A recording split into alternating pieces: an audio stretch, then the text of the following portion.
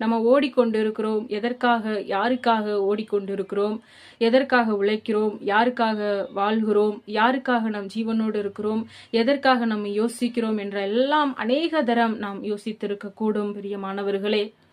ஆனால் ஆண்டவர் சொல்லுகிறார்,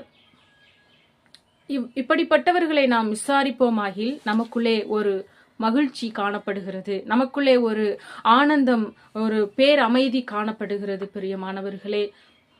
இந்த நன்மைகளை மற்றவர்களுக்கு நாம் நன்மை செய்யும் பொழுது நமக்கு ஏற்படுகிற அந்த மகிழ்ச்சியை, அந்த சந்தோஷத்தை நாம் அனுபவிக்க முடியும். ஆண்டவர் இந்த பூமியிலே வாழ்ந்த நாட்களில் அவர் நன்மை செய்கிறவராய் மாத்திரமே சுற்றி திரிந்தார்.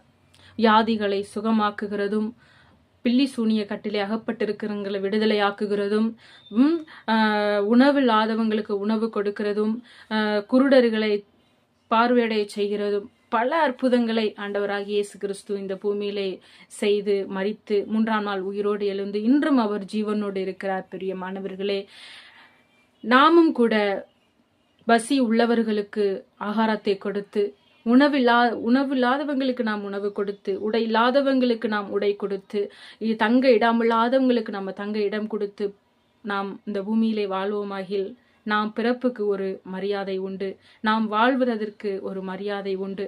நாம் இந்த சுவாச இந்த